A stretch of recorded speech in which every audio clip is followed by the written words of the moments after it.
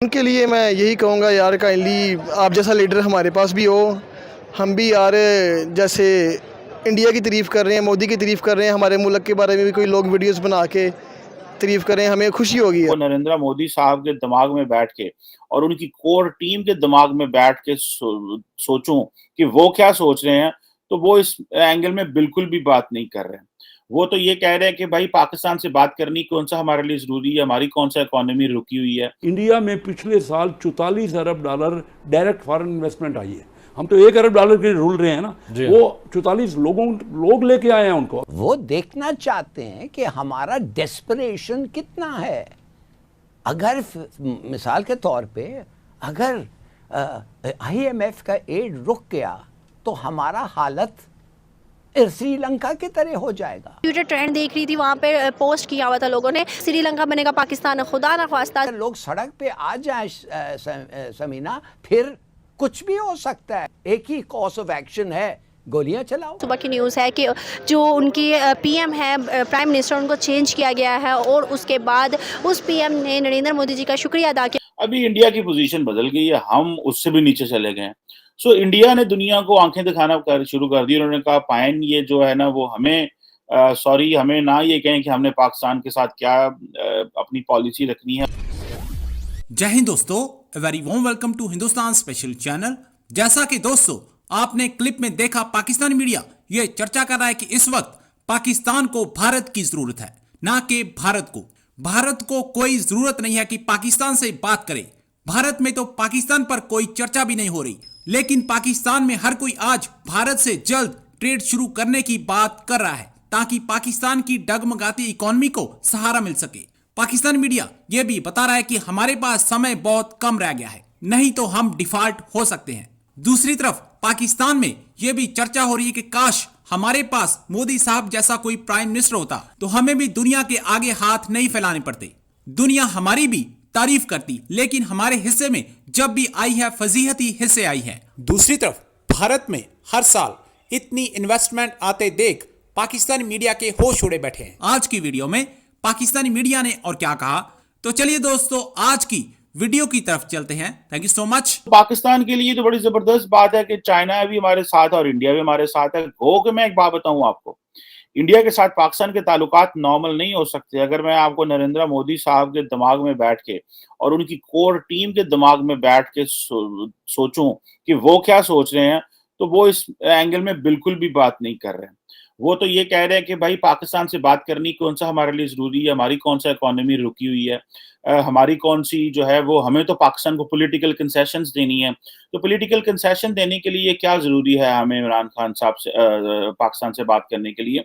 तो वो तो पाकिस्तान का पॉलिटिकल, पाकिस्तान जब भी इंडिया के साथ टेबल पे बैठेगा तो पाकिस्तान इंसेंटिव ले जाएगा। किस तरह के इंसेंटिव? वो भले कश्मीर हो, वो भले कहीं और हो। कश्मीर का मसला तो जारी बात है इमीडिएटली डिस्कस नहीं हो सकता, लेकिन हमने अपने वो हमारे पंजाबी में कहते हैं ना सींग फंसा लेना, ये हमने सींग फंसा लिए हुए हैं गैर जरूरी। और दूसरी तरफ जब ये हमने कोई ट्रेड काउंसलर जो है वो नॉमिनेट किए, पाकिस्तान एम्बेसी जो है पाकिस्तान हाई कमीशन में दिल्ली में, आई एम श्योर इंडिया ने भी किसी न किसी को नॉमिनेट किया होगा यहाँ पे इस्लामाबाद हाई कमीशन में जो इंडिया का है। और अगर ऐसी बात है तो भाई ये क्लैरिफिकेशंस देने की क्या जरूरत है? अगर एक बंदा दिल्ली गया है, वो ट्रेड को डील कर रहा है, वो वहां पे वायबिलिटी तलाश करने जा रहा है, तो let him go, let him find opportunities, let him meet the Indian business community, let him make report and send back। वैसे तो यहाँ पे बैठ के भी पाकिस्तानी काम कर सकते हैं, वहां पे बैठ के कौन सी कोई नई चीज कर सकते हैं। Time not right for the talks, ये बिल्कुल जारी बात है, ये इंडिया भी ऐसे ही कहता है। हम जो है वो talks in environment free of terror, ये उनकी आप जो है वो जो प्रेस रिलीज आती है या जो एक ऑफिशियल स्टेटमेंट आती है, पाकिस्तान कहता है फाइन कि भाई टॉक्स जो है वो पहले मैंने आपको पहले भी कहा था कि एक वक्त था कि पाकिस्तान क्या इंडिया कहता था और टॉक इकोनॉमी में बात करें, उनको ये था हम नॉर्मल चीजें नॉर्मल करें। उस वक्त पाकिस्तान और इंडिया की इकोनॉमिक पोजीशन एक जैसी होती थी और सारे पाकिस्तान और भारत जो था वो दोनों अमेरिका, इंग्लैंड, यूरोप की तरफ देखते रहते थे। अभी इंडिया की पोजीशन बदल गई है, हम उससे भी नीचे चले गए हैं। सो इंडिया ने दुनिया को आंखें दिखाना शुरू कर दी। उन्होंने कहा पायन ये जो है ना वो हमें सॉरी हमें ना ये कहें कि हमने पाकिस्तान के साथ क्या अपनी पॉलिसी रखनी है और कश्मीर पे हमने क्या करना है, ये हमें ना बताएं। जिसकी बेस के ऊपर जारी बात है चीजें जो है वो खराब हुई हैं। तो वो कहते थे इकोनॉमी में बात करें, हम कहते थे कश्मीर में बात करें। अभी वो कहते हैं आओ पहले दहशतगर्दी का मसला हल करें। पाकिस्तान कहता है कि जनाब आओ पहले इकोनॉमी पे बात करें या आओ पहले कश्मीर पे बात करें या इन चीज़ों पे। सो उन्होंने अपने आप को फिक्स कर लिया उस चीज़ पे, और अगर वो अपने आप को वहां से हटाते हैं तो सारी बात है ये उनके बयानिए की हार होगी और वो ऐसा कोई कदम नहीं उठाएंगे जिससे किसी गवर्नमेंट को जो है वो मौका मिले।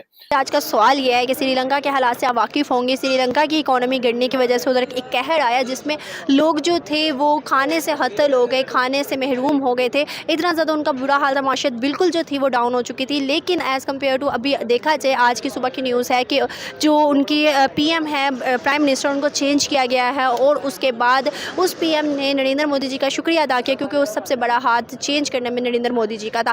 नरेंद्र मोदी जी ने अमेरिकन $3 बिलियन उनको अमदाद में दिए। उनके लिए मैं यही कहूँगा यार, काइंडली आप जैसा लीडर हमारे पास भी हो। हम भी यार जैसे इंडिया की तारीफ़ कर रहे हैं, मोदी की तारीफ़ कर रहे हैं, हमारे मुल्क के बारे में भी कोई लोग वीडियोस बना के तारीफ़ करें, हमें खुशी होगी यार। अगर इंडिया है उसमें क्या IMF से लोग आते हैं, वो भी तो अपनी और उनकी इकानमी का ये हाल है। 1990 में उनके यहाँ उनकी इकानमी इंडिया हमसे 6 गुना आबादी में बड़ा मुल्क है, उनकी इकानमी हमसे सिर्फ 4 गुना थी, यानी हमारा पर कैपिटल ज़्यादा था उनसे। ये पिछले 32 साल में उनकी इकानमी 11 गुना हो गई है और उनका पर कैपिटल तकरीबन डबल हो गया हमसे। सही है। और वो IMF के बाद जाते नहीं है। सही है। हमने अपने आप को ठीक करा। मेरा मतलब सिर्फ ये, अब बात को ख़त्म कर रहा हूँ कि सिर्फ IMF और वर्ल्ड बैंक या सऊदीया यही नहीं देते हमें। अगर अपनी इकानमी, हमारे बिज़नेस को समझें, अपनी इकानमी को मजबूत करें। इंडिया में पिछले साल $44 अरब डायरेक्ट फॉरेन इन्वेस्टमेंट आई है। हम तो $1 अरब के रुल रहे हैं ना, वो 44 लोग लेके आए हैं उनको। अगर उनकी इकानमी कंडूसिव हो जाए, हमारी हुकूमतें अपने मुल्क को ऐसा बनाएं कि बाहर के लोगों के लिए अट्रैक्शन हो और वो यहाँ आएँ। हमारे यहाँ $1.5 अरब की आई है पिछले साल। कोविड उनके यहाँ ज़्यादा आया, ये कहते हैं कोविड की वजह से। कोविड तो इंडिया में ज़्यादा आया, लेकिन ये फैक्ट है, आप चेक कर लीजिए। अच्छा, बांग्लादेश में आ रही है सारी बाहर के पैसा ही। हम क्यों डिफ़ॉल्ट हो रहे हैं? हम डिफ़ॉल्ट हो गए हैं। डिफ़ॉल्ट होने से मैंने कल ये बात की है कि हम पड़े हुए इलेक्शनों में, या हम कह रहे हैं लॉन्ग मार्च करो, या ये इररेलेवेंट हो गई हैं बातें। अगर मिसाल के तौर पे अगर IMF का एड रुक गया तो हमारा हालत श्रीलंका की तरह हो जाएगा। मैं तो कहता हूँ सब्सिडीज ख़त्म करें और प्राइसेस पावर के और ऑयल के रेज करें और लोग सड़कों पे आ जाएंगे। ये 20% कम से कम इम्कान है कि प्राइसेस बढ़ें हर चीज़ का। At the moment inflation rate 13 to 15% है।